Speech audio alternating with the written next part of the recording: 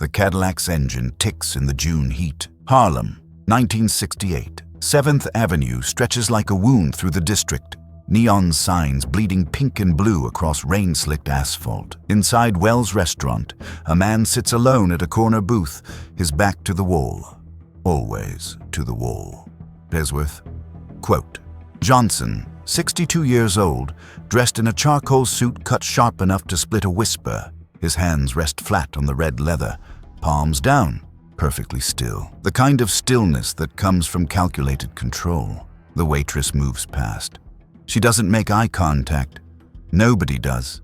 Not anymore. Bumpy's fingers drum once. A single tap against the table. The gold ring on his pinky catches the overhead light, a small sun in the darkness.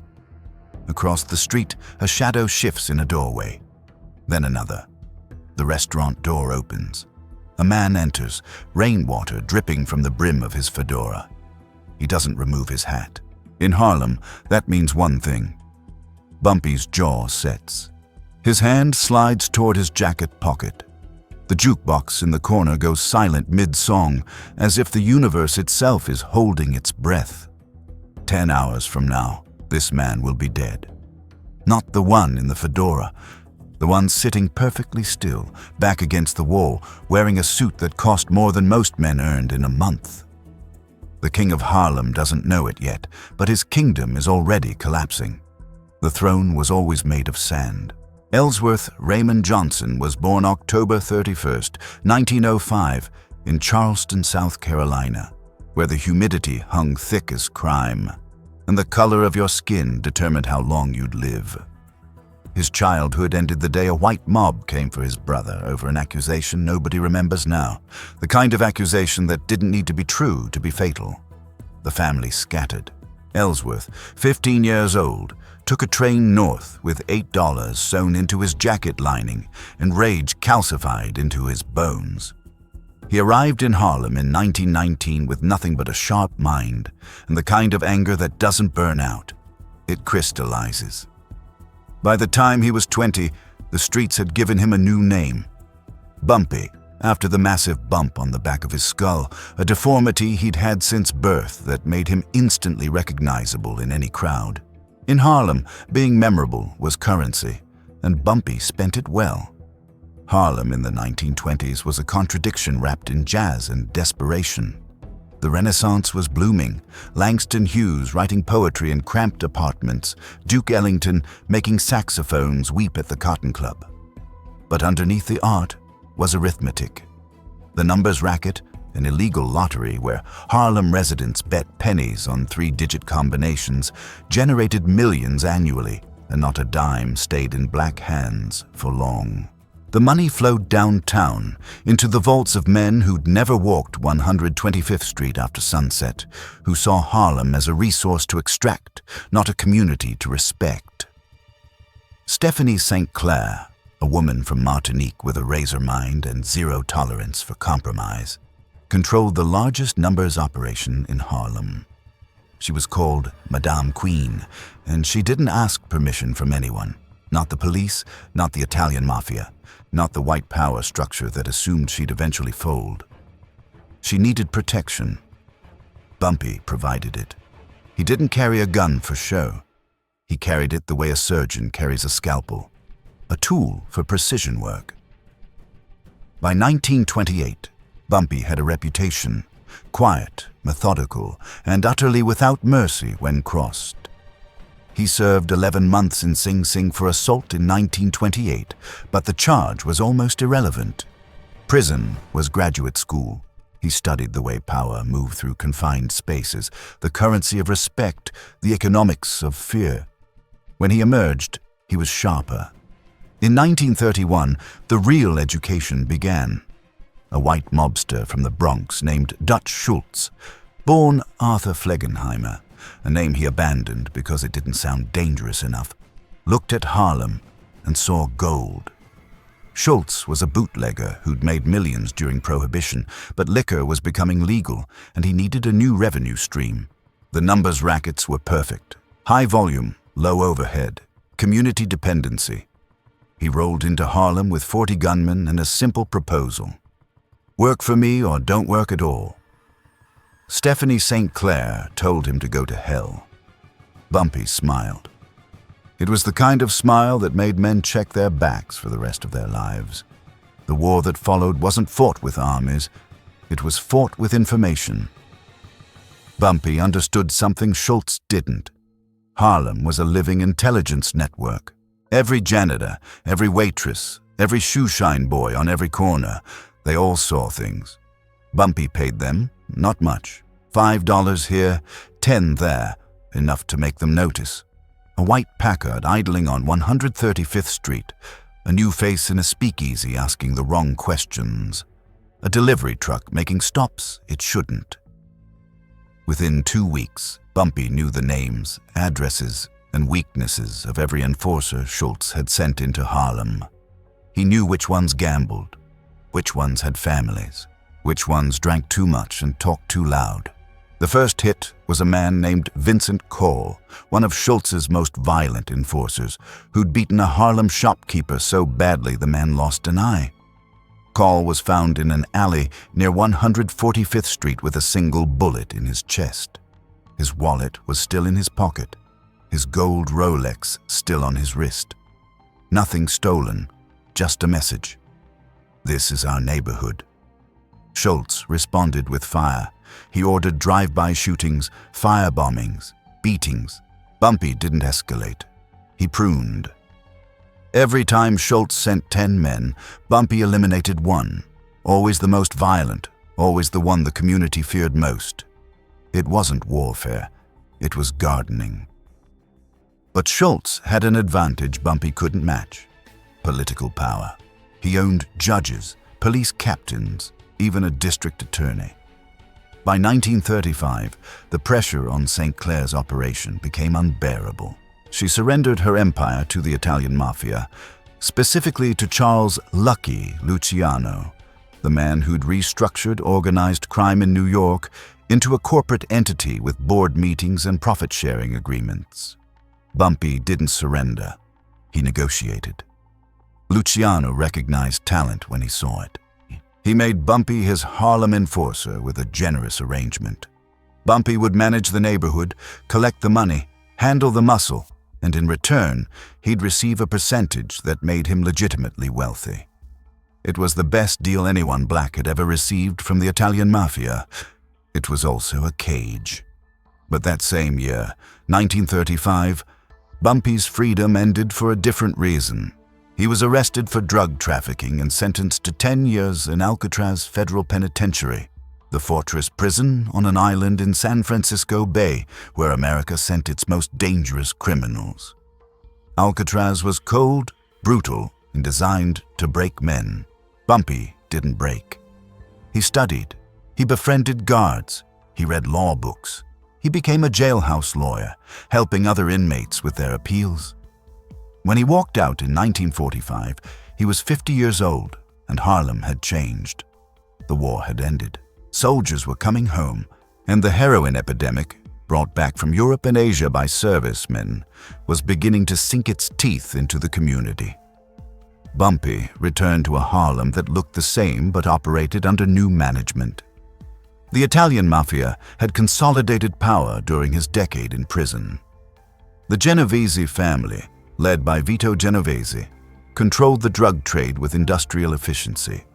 They imported heroin through Marseille, France, the famous "2", and distributed it through black neighborhoods across America. Harlem was the crown jewel. The money was staggering. A kilo of heroin purchased in Marseille for $5,000 could be cut, packaged, and sold on Harlem streets for $50,000. The profit margins made bootlegging look quaint. Bumpy took his position as Harlem's enforcer seriously, but he operated with a code that confused outsiders and infuriated his mafia partners. He controlled the wholesale distribution, but he refused to sell directly to users. He wouldn't allow street dealers to operate near schools or churches. He hired black men exclusively, paying them more than they could earn in any legitimate job, creating a loyalty structure that made betrayal nearly impossible. To the NYPD, he was a criminal. To Harlem residents, he was something more complicated. A protector, a businessman, a man who walked both sides of morality with confidence. He opened legitimate businesses, a nightclub called the Rhythm Club, apartment buildings that he actually maintained, a bail bond office that helped community members avoid predatory lawyers. He donated to churches, funded community programs, and paid for funerals when families couldn't afford them. It was strategic charity. Every dollar invested in the community was insurance against snitches, but it was also genuine. Bumpy understood something the Mafia never grasped. You can't rule a neighborhood through fear alone. You need their respect, and respect requires reciprocity. In 1952, his luck ran dry again. Federal prosecutors, frustrated by years of failed cases, finally built a conspiracy charge that stuck. He was sentenced to 15 years and sent back to prison, this time to various federal facilities where he served as a model prisoner. Educated, disciplined, mentoring younger inmates. During those 15 years, Harlem changed again. The civil rights movement exploded. Malcolm X preached revolution at the Nation of Islam's Temple No. 7. The Black Panthers organized. White flight accelerated, and the neighborhood's infrastructure crumbled as city services dried up. By the time Bumpy was released in 1963 at age 58, he was walking into a Harlem that was angrier, poorer, and more desperate than the one he'd left. The heroin epidemic had metastasized into a full-blown crisis. Overdoses were routine. Entire families were destroyed. And the Italian Mafia was extracting every possible dollar without reinvesting a penny into the community. Bumpy was old now, his hair gray, his movements slower, but his mind was sharp. He saw an opportunity in a young man named Frank Lucas, a kid from North Carolina with ambition that bordered on recklessness. Lucas was a low-level hustler when Bumpy met him, running errands for local numbers runners. Bumpy saw potential. He took Lucas under his wing, teaching him the economics of crime. Don't steal from the neighborhood. Steal from the system. It was a principle Bumpy had followed for 40 years. Bumpy's final years were spent trying to build something that would outlast him. He knew his body was failing, heart disease, the inevitable result of stress and age, and he knew the Italian Mafia was waiting for him to die so they could fully colonize Harlem without his interference. He needed a successor. Frank Lucas was the obvious choice, but Lucas lacked Bumpy's discipline. Where Bumpy was patient, Lucas was impulsive.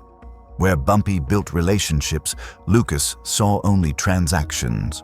Bumpy tried to mold him, but you can't teach wisdom to someone who thinks they're smarter than the teacher. In 1968, Bumpy was still meeting with Mafia bosses, still collecting his percentage, still walking the streets of Harlem like he owned them. And in a way, he did. Not through fear anymore. He was too old for violence. But through accumulated respect. People stopped him on the street to shake his hand, to ask for advice, to invite him to weddings and christenings. He'd transcended the role of criminal and become something closer to an institution, a living connection to Harlem's complicated past. But institutions are only as durable as the systems that support them, and the system was collapsing. The NYPD's new narcotics unit was more aggressive, more willing to ignore traditional boundaries. The Mafia was fracturing internally, families turning on each other as federal RICO statutes made organized crime prosecutable at an enterprise level. And Harlem itself was changing, new dealers, younger and more violent, with no memory of Bumpy's reign and no respect for the old codes. On the morning of July 7th, 1968, Bumpy Johnson woke up in his apartment on 147th Street. He dressed carefully, as always. Charcoal suit, white shirt, silk tie. He ate breakfast with his wife, Mamie. He read the newspaper. He made phone calls. Routine business. That afternoon, he met an associate at Wells' restaurant for a late lunch. They discussed money, territory, the usual chess moves. At approximately 5:30 p.m., Bumpy stood to leave. He took 3 steps toward the door. Then he collapsed. Witnesses said he clutched his chest, his face twisting before hitting the floor hard enough to crack the tiles. Someone called an ambulance. By the time it arrived, Ellsworth Bumpy Johnson was dead. Heart attack, 62 years old. No autopsy was performed. No investigation. It was the most peaceful death a man like him could hope for. Quick, clean, in public, with his dignity intact. The funeral was held at the Abyssinian Baptist Church in Harlem, one of the most prominent black churches in America. Over 1,000 people attended. Ministers, businessmen, criminals, community activists, they all came to pay respects. The NYPD sent officers to photograph the attendees, documenting the entire criminal infrastructure of Harlem in one convenient location. Nobody cared. Bumpy had earned this. Frank Lucas, standing in the back row, watched the casket lower and saw opportunity where others saw grief. Within months, Lucas would launch his own heroin operation, cutting out the Italian middlemen by importing directly from Southeast Asia during the Vietnam War.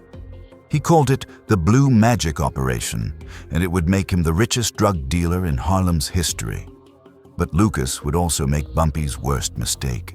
He forgot that power without community protection is just exposure. By 1975, Lucas would be arrested, his empire dismantled, his fortune seized. He would spend decades in prison, eventually becoming a federal informant, the one thing Bumpy Johnson never was. Bumpy's legacy is complicated. He built an empire on heroin, a drug that destroyed thousands of lives in the very community he claimed to protect. He was a criminal who justified his actions with charity, a violent man who preached discipline. But he was also a black man in early 20th century America who refused to be invisible, who built wealth in a system designed to prevent exactly that, who protected a neighborhood even while profiting from its vices. Harlem remembers him not as a saint, but as a king. And kings, history teaches us, are rarely good men. They're just effective ones. The throne Bumpy built, the network of loyalty, the code of conduct, the respect earned through decades of calculated moves, collapsed within 5 years of his death. The Italian Mafia took full control. Harlem sank deeper into the heroin crisis. The buildings Bumpy had maintained fell into disrepair. The community programs he funded evaporated. The code he enforced, no selling near schools, no violence against civilians, was abandoned by a generation of dealers who saw only profit, never protection. By the 1980s, crack cocaine would finish what heroin started, turning entire blocks into war zones. And Bumpy Johnson would become a ghost story, a legend whispered about in barbershops, a reminder of when crime had rules and criminals had honor. Whether that nostalgia is deserved is a question history still debates. But the facts are simple. Ellsworth Bumpy Johnson controlled Harlem for 40 years without a badge, without political office, without anything except intelligence, discipline, and an understanding that power flows through relationships, not guns. He built a kingdom on sand, knowing it would collapse, and ruled it with the authority of a man who'd accepted his own mortality long before his heart gave out on a summer afternoon in 1968. His last words, according to witnesses, were spoken to his lunch companion minutes before the heart attack. Quote 7. Whether he meant the conversation or something larger, nobody knows. But he was right either way. The age of Bumpy Johnson ended that day in Wells' restaurant. What came after was smaller, meaner, and far more destructive. The King of Harlem died the way he lived, on his own terms, surrounded by his people, dressed sharp enough to meet God without embarrassment. And if there's a throne in whatever comes next, you can bet Bumpy Johnson found it first, smiled that cold smile, and sat down with his back to the wall.